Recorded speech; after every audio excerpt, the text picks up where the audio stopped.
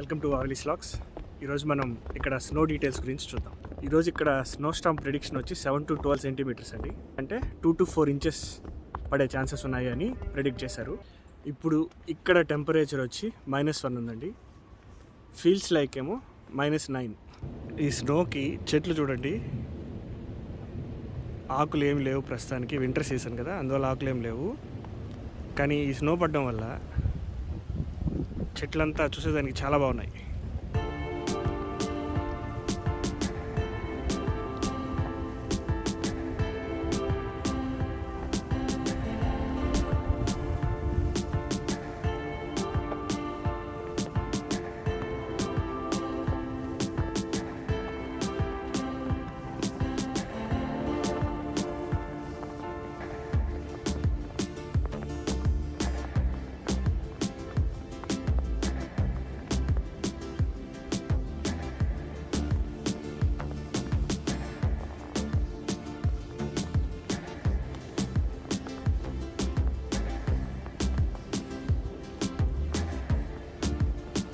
ఇక్కడ snow storm అంటే మంచు తుఫాను పడుతుంది అని తెలిస్తే కార్లకు వచ్చి ఇలా వైపర్ బ్లేడ్స్ వచ్చి పైన పెట్టేస్తారండి.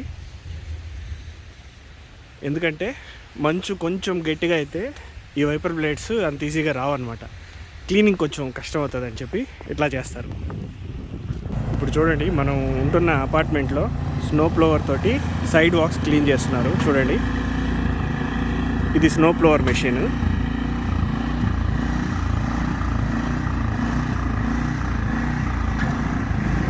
మన కార్ అయితే ఫుల్గా స్నోతో నిండిపోయిందండి. సో ఇప్పుడు నేను డ్రైవ్ చేయాలి అని అంటే ఈ స్నో మొత్తం క్లియర్ చేసుకోవాలి.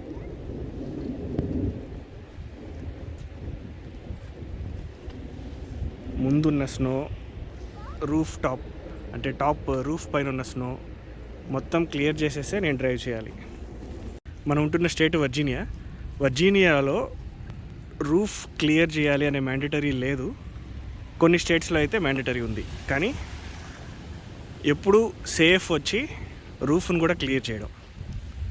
ఇప్పుడే స్నో పడుతూ ఉంది కాబట్టి కొంచెం క్లియర్ చేయడం ఈజీ. చూడండి, ఊరికే అలా అంటే వచ్చేస్తుంది.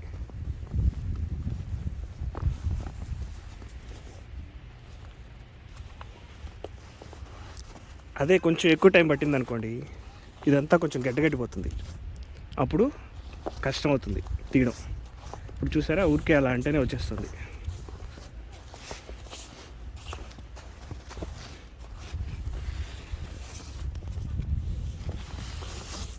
స్నో క్లీనింగ్ మొత్తం చేశానండి కార్ పైన ఉండేదంతా.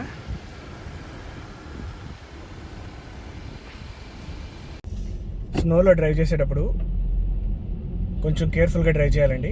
నెక్స్ట్ థింగ్ వచ్చి టైర్స్. మన కారు టైర్స్ మంచి కండిషన్లో ఉన్నాయో లేదో చూసుకోవాలి. వింటర్ టైర్స్ అయితే చాలా బెటర్ అని అంటారు, ఎందుకంటే గ్రిప్ కొంచెం బాగుంటుంది రోడ్ పైన.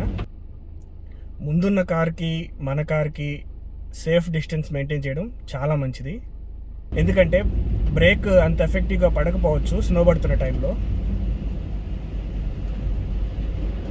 ఈ స్నో పడుతున్న టైంలో ఆల్ వీల్ డ్రైవ్ ఉన్న కార్లు చూస్ చేసుకోవడం బెటర్ అని అంటారు.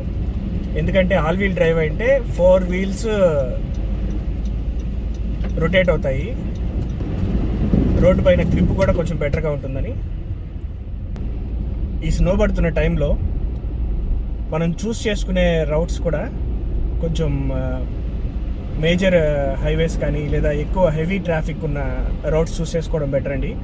ఎందుకంటే హెవీ ట్రాఫిక్ ఉన్న రౌట్స్ని వీళ్ళు ఫ్రీక్వెంట్గా స్నో క్లీనప్ చేస్తూ ఉంటారు.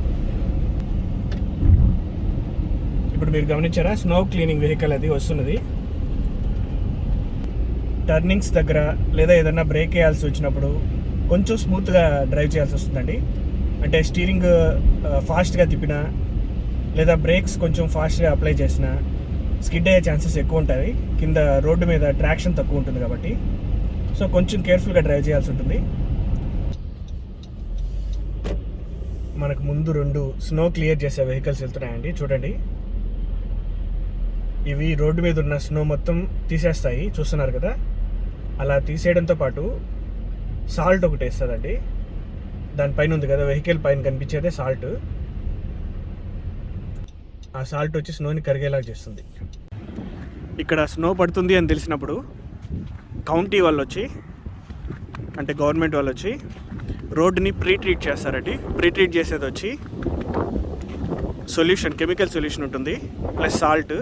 ఆ కెమికల్ సొల్యూషన్ ప్లస్ సాల్ట్ ఏం చేస్తుందంటే ఈ రోడ్డు పైన పడిన స్నోని గట్టిగా కాకుండా చేస్తుంది, కరిగిపోయేలాగా చేస్తుంది అనమాట. అందుకే మీరు గమనించారంటే రోడ్లు కొంచెం క్లియర్గానే ఉంటాయి స్నో పడుతున్నా కూడా. ప్రైవేట్ రోడ్స్ లేదా షాపింగ్ కాంప్లెక్స్లో ఉన్న రోడ్స్ వచ్చి ఇండివిజువల్ మేనేజ్మెంట్స్ క్లీన్ చేసుకోవాలండి. ఇప్పుడు మీరు గమనిస్తున్నారు కదా, వీళ్ళు కూడా వాళ్ళ మేనేజ్మెంటే క్లియర్ చేస్తున్నారు.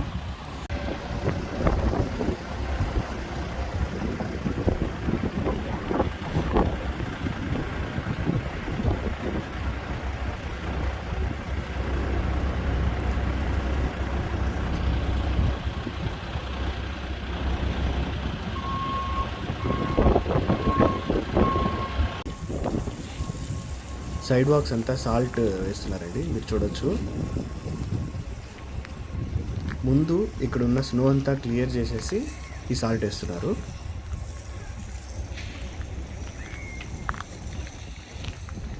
సాల్ట్ని క్లోజప్లో కూడా చూపిస్తాను. ఈ వీడియోని మరి ఇక్కడితో క్లోజ్ చేస్తున్నానండి. Thank you for watching.